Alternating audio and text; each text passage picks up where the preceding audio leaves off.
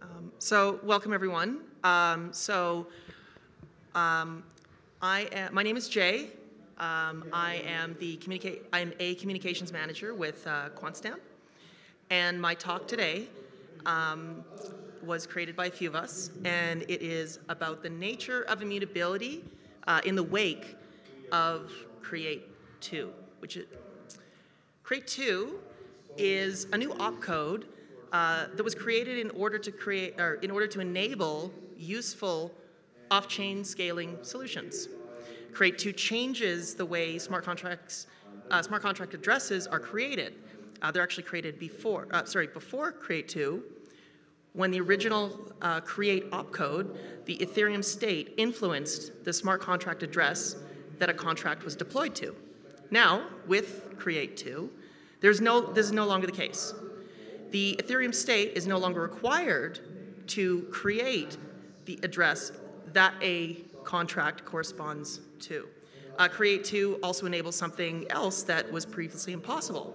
Now it's possible for two different contracts to be active underneath the same address at different points in time. So pretty interesting. But what does that mean for immutability? Because it actually does potentially change things. Well, let's take a look at that. So with immutability before the DAO, we had very cypherpunk attitudes. You know, funds can be taken from you unless they had the private key, not your key. It's not your not your keys, not your Bitcoin. And that also had the question of like who should have the authority to make decisions to edit the blockchain. Well, ideally in that scenario, no one does. Like I said, the attitudes were quite cypherpunk, but the community subscribed to this hardline attitude towards smart contract exploits, even if these exploits led to users losing their funds. If you lost funds because of a smart contract loss that it got hacked, code is law, and you had to live with the results. This is because smart contracts were seen as advancing the usefulness of traditional contracts, except once deployed, the contract doesn't need a judge to enforce it, and it must be enforced. Once deployed, the smart contract was equivalent to signing to a signed contract that is instantly self-enforcing. Code is law, so it was important. If someone else could come in and fix that hack, what does that say about censorship resistance? That was the main selling point of cryptocurrencies, at least at the time. With immutability after the DAO and major hacks, this code is law ideology was tested with the DAO exploit. This mechanism found in the DAO was with the cypherpunk ideals, and this recursive allowed the siphoning of a lot of funds. The goal was to fund development in the Ethereum ecosystem, and the Ethereum community ultimately was heavily invested in the project. At one point, 14% of all Ether tokens in existence were deposited in the DAO. Then, in dramatic fashion, we know what happened. An enormous amount of Ether was stolen, the community was devastated, and the Ethereum blockchain was still young at the very young at the time. It had only been live for less than a year. The community made a controversial decision to reverse the exploit, which forced a contentious hard fork. Ethereum Classic was, of course, born, because it violated the core beliefs of what immutability stood for at that time. Hacks again again plagued Ethereum in 2017. And there were two parity wallet hacks that resulted in even more funds denominated in Ether to be locked, essentially destroyed. And on this occasion, the Ethereum community chose not to hack. But there's still some gray areas about immutability. What about upgradable and permission contracts? We started to slowly get into the gray areas of vulnerability. It soon became common practice to enable contract owners to upgrade their smart contracts. Upgradable smart contracts meant errors to be corrected and optimizations to be made by giving a centralized administrator permission to modify the code. we were okay with this because it wasn't technically changing the underlying principles of chain code, but it does sort of get into a bit of a gray area of immutability. The contract owner, for example, could set certain privileges apart from upgrading. You could, for instance, set a blacklist. So now, with CREATE2, it's actually now even more different. So let's take a look at CREATE for just a second. So how does the original CREATE opcode work? So first of all, you have this, your transaction, or you know what, I'm going to step back a little bit.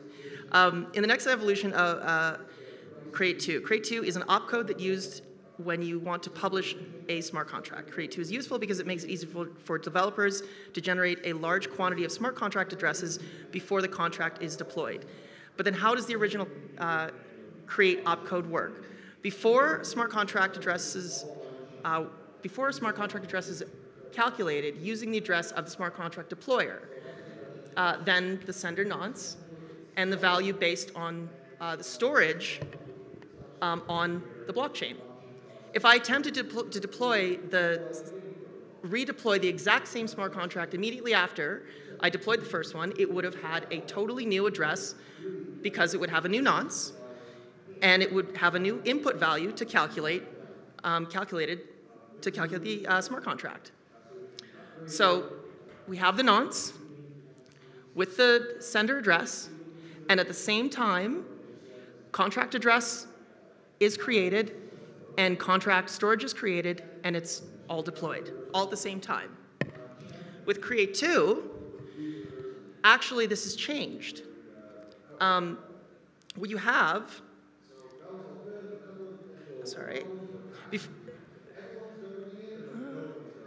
with CREATE2, a contract is now calculated using initialization code and a value called salt and the deployer's address, right? So you can actually calculate it during deployment ahead of time, but not actually the smart contract storage is deployed. So your contract address is created. You can create many of these, and then you can then actually deploy that using the initialization sequence. It doesn't matter when I deploy the contract will have the same address as long as the sender address, the salt value, and the initialization code stays the same, and this is key. So then that's where there's actually a vulnerability potentially. So you look at the CREATE2's initialization code, and it can start to complicate immutability. It creates a new attack vector that is now possible to completely replace a contract at a specific address with an entirely new contract. In other words, a smart contract under a specific address can look completely different at 2 points in time. The key to this exploit is in the initialization code. So let's take a look at the pseudocode I have here. So if time is less than A, return bytecode 1. So there's that bytecode. Else, return bytecode 2. So this contract using this initialization constructor will look completely different depending on when I publish it. Using the same init code, it will deploy 2 different smart contracts to the same address depending on the time. So as we move forward in time. So here's the exploit scenario then. You deploy a contract that seems innocent. You trick the user to using that contract. You maybe this contract has a self-destruct function in it. You self-destruct that contract, deploy a malicious contract at that same address because it's in the init code, right? Because we've moved forward in time, and now we're deploying the next bytecode.